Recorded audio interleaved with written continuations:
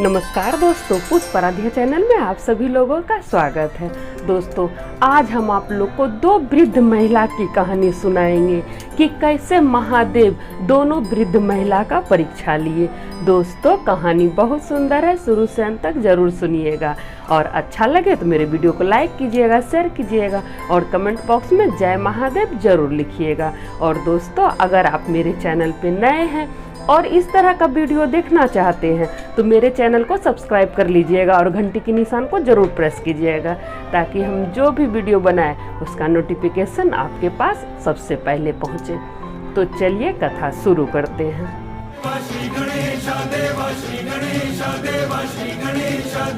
दोस्तों, जो हम लोग दूसरे को देते हैं, जो हम दूसरे को देते हैं वही वापस होके हम लोग को मिलता है।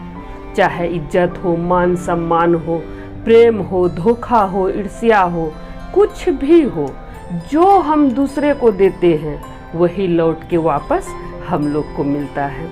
आप घरेलू जिंदगी में भी देखे होंगे कि कभी कभी जब आपको खूब गुस्सा आ गया होगा और सामने वाले को आप जोर से डांट लगाते हैं या कुछ बोलते ऐ इधर सुनो, सुनता क्यों नहीं है, तो सामने वाला भी आपको जोर से ही बोलता है कि हाँ आ रहे हैं ना, आ रहे हैं ना, तो जोर से वो भी बोलता है। दोस्तों, अगर कोई घर में मेहमान आता है उसका खूब आदर सत्कार करते हैं, चाय नाश्ता, खाना पानी, ठंडा सब कुछ पूछते हैं। और जब वो अपने घर चला जाता है और जब हम लोग उसके घर जाते हैं तो फिर वो भी उसी तरह मान सम्मान करता है। और अगर किसी को चाय पानी नहीं पूछ पाते हैं किसी कारणवश और कभी हम उसके घर जाते हैं तो वो लोग भी अनदेखा कर देता है, बोलता है अरे उसके घर गए थे तो एक कप चाय भी नहीं पूछा, छोड़ो जाने दो, हटाओ, माथा मत लगाओ, कुछ भी बोलता है आदमी। मतलब कहने का मतलब हुआ कि जो हम लोग दूसरे को देते हैं वही वापस लौट के हमारे पास आता है। दोस्तों, इसी तरह का आज कहानी है। आज दो वृद्ध महिला की कहानी है। कहानी बहुत अच्छा है कि दोनों वृद्ध महिला महादेव जी की परम भक्त थी, महादेव जी की पूजा पाठ करती, जहाँ चर्चा होता जाती। दोनों महिला एक जगह ही रहती थी, सिर्फ बीच का दीवार अलग था। दीवार के इस पार पहली महिला, दीवार के इस पार दूसरी महिला।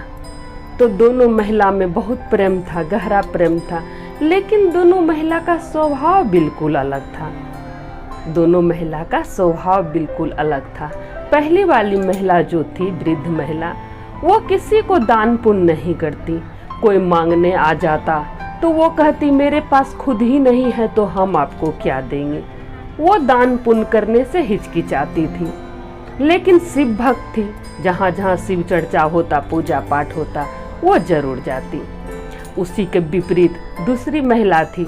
दूसरी महिला के पास कोई कुछ भी मांगने आता तो वो जरूर देती। उसके पास जो होता, जो उससे चलता बनता, वो जरूर मदद करती थी। उसी के घर के कुछ दूरी पर, दोनों महिला के घर के कुछ दूरी पर एक आश्रम था। आश्रम में महात्मा लोग रहते थे। महात्मा लोग हमेशा चर्चा करते थे, महादेव जी का भजन पूजा पाठ करते थे। तो दोनों महिला हमेशा महात्मा के आश्रम जाती थी वहाँ चर्चा सुनने के लिए। और जो भी धनी व्यापारी सब रहता था वो महात्मा को कम्बल दान करता या कुछ दान करता, फिर महात्मा दूसरे को दान कर देते। जो भी कथा सुनने के लिए आता जरूरतमंद को महात्मा दान कर देते। तो ये दोनों महिला हमेशा आश्रम जाती थी चर्चा सुनने के लिए। तो एक दिन धनी व्यापारी कम्बल दान कर रहा था, महात्मा को कम्बल दिया तो महात्मा एक एक कम्बल दोनों महिला को दे दिए। दोनों महिला अपने अपने घर आ गई कम्बल लेके। और कुछ दिन बीत गया, इसी तरह ठंडा का मौसम था, कुछ दिन बीत गया। एक दिन अचानक से बहुत तेज आंधी आया और पानी पड़ रहा था, बहुत तेज।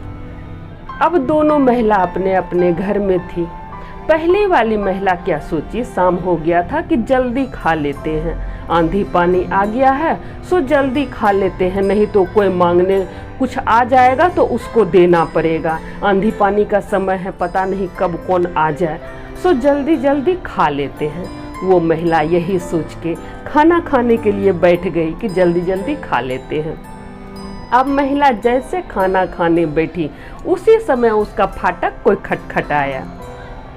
तो महिला सोचती है कि कौन आ गया पता नहीं, सब मरने के लिए मेरे ही घर में आता है, चैन से खाने तक नहीं देता है।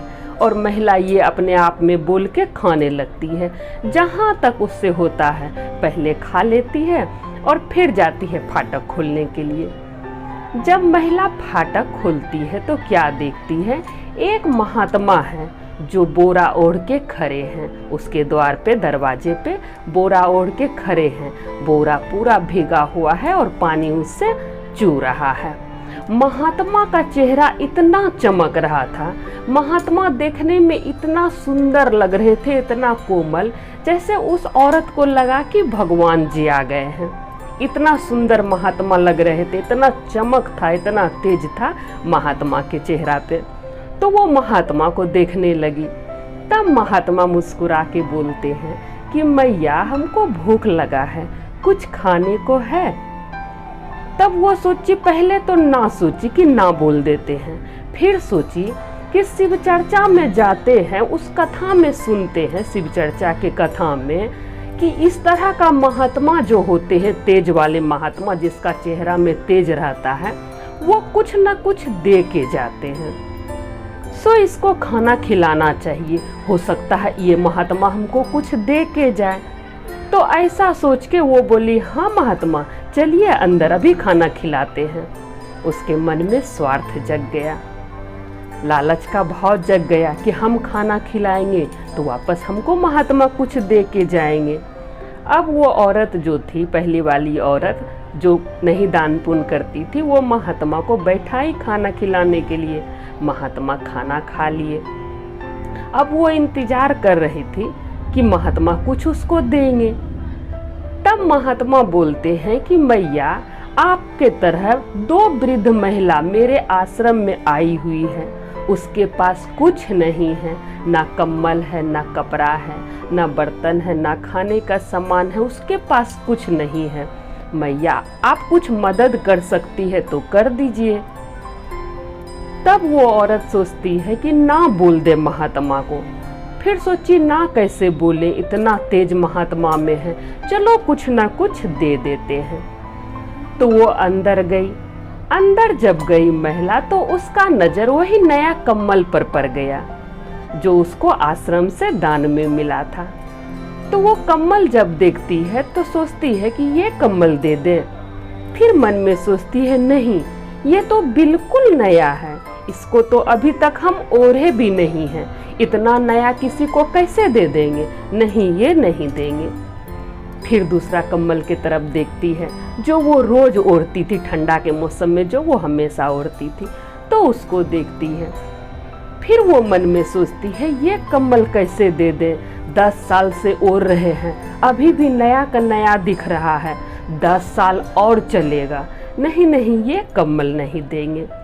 फिर उसका नजर एक पतला सा रजाई पर पड़ता है और रजाई को छूती है और देखती है, और फिर मन में सोचती है कि ये रजाई दे दे क्या। फिर सोचती है, नहीं, ये रजाई नहीं देंगे, ये रजाई मेरे शादी में मेरे पिताजी दिए थे, ये रजाई हम कैसे दान में दे दें, नहीं नहीं, ये नहीं देंगे। फिर उसका नजर एक चादर पर पड़ता है, पतला सा चादर, उस पर पड़ता है उसका नजर, और जो थोड़ा सा फटा हुआ भी था। तो फिर वो सोची कि चलो यही चादर दे देते हैं। तो फिर वो सोचती है मन में कि नहीं, जब ठंडा कम हो जाएगा तो यही चादर तो जान बचाएगा, यही चादर तो हम ओढ़ेंगे, नहीं नहीं, ये चादर नहीं देंगे। फिर उसको याद आ गया कि बोरा में फटा हुआ चादर रखे हैं एक। फिर वो बोरा खोलती है और एक फटा हुआ चादर जो जगह जगह से पूरा फटा हुआ है वो निकालती है और ले जाके महात्मा को देती है और बोलती है, महात्मा लीजिए चादर, ये देखने में आज ऐसा लग रहा है महात्मा, जब ये नया था तो बहुत सुंदर था देखने में, और पूरे 500 रुपया में हम इसको खरीदे थे, ये इतना सुंदर चादर था उस समय। और महात्मा को ऐसा बोल के वो चादर दे देती है। फिर महात्मा बोलते हैं कि मैया, कुछ पहनने का कपड़ा दे दीजिए, कुछ खाने का सामान, कुछ बर्तन। तो वो बोलती है, नहीं महात्मा, मेरे पास तो बस इतना ही है, हम इतना ही दे सकते हैं, इससे ज्यादा कुछ नहीं दे सकते हैं। हम तो खुद लेने योग्य हैं कि कोई हमको कुछ दे, हम किसी को क्या दे सकते हैं। सो महात्मा, ये चद्दर के अलावा मेरे पास कुछ नहीं है। महात्मा मुस्कुराए और उसके घर से चले गए। अब महात्मा दूसरी औरत का फाटक ढकढकाए, सेम उसी तरह जैसे उसका फाटक ढकढकाए थे, उसी तरह दूसरी महिला का फाटक ढकढकाए।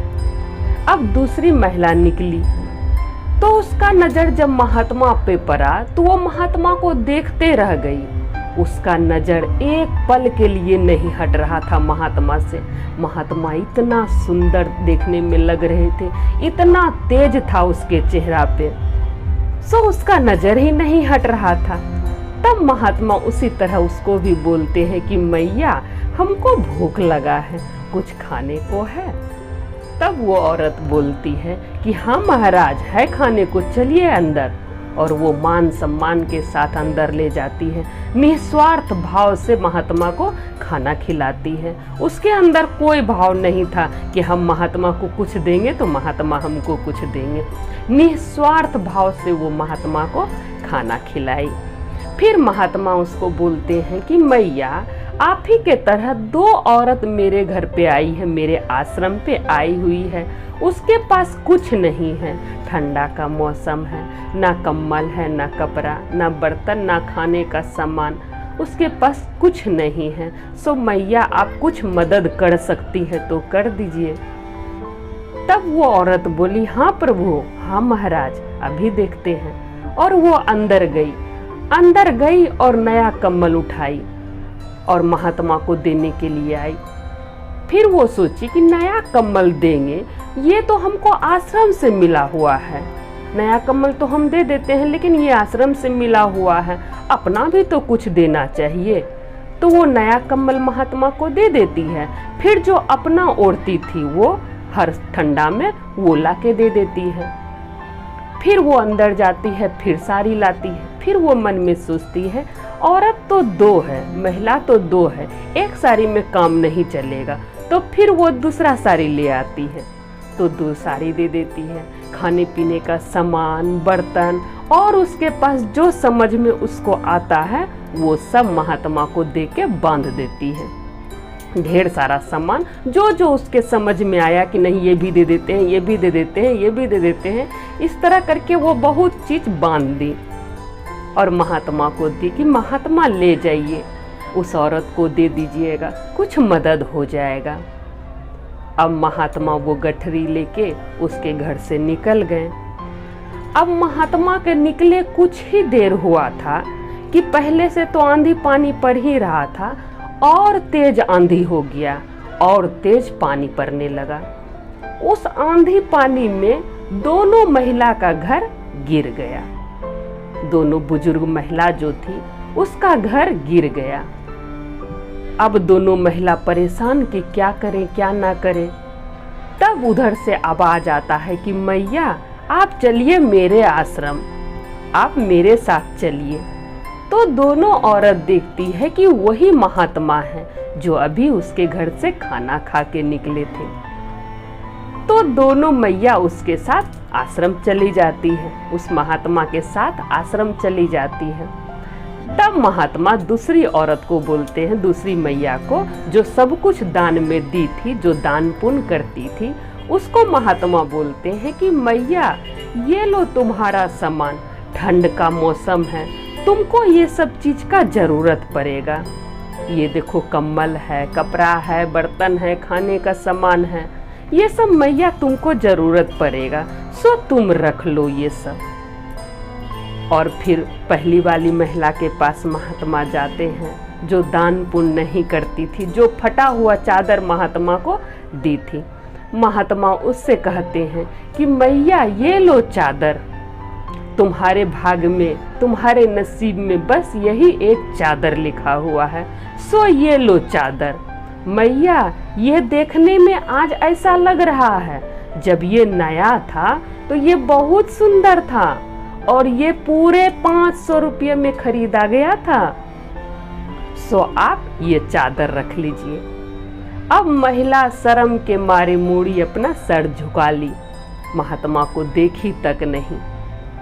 वो शर्म के मारे अपना सर झुका ली, वो क्या बोलती। और वहाँ से महात्मा अंतर ध्यान हो गए ऐसा बोल के। तो दोस्तों, कहने का मतलब हुआ कि जो हम लोग दूसरे को देते हैं वही वापस लौट के हमारे पास आता है। चाहे मान सम्मान हो, इज्जत हो, प्रेम हो, धोखा हो, कुछ भी हो, जो दूसरे को देते हैं वही मिलता है। इसलिए सबका आदर करें, किसी से भी खराब भाषा में बात नहीं करें, सबको इज्जत दें। सब आदमी क्या चाहता है? इज्जत चाहता है कि सामने वाला मेरा इज्जत करे।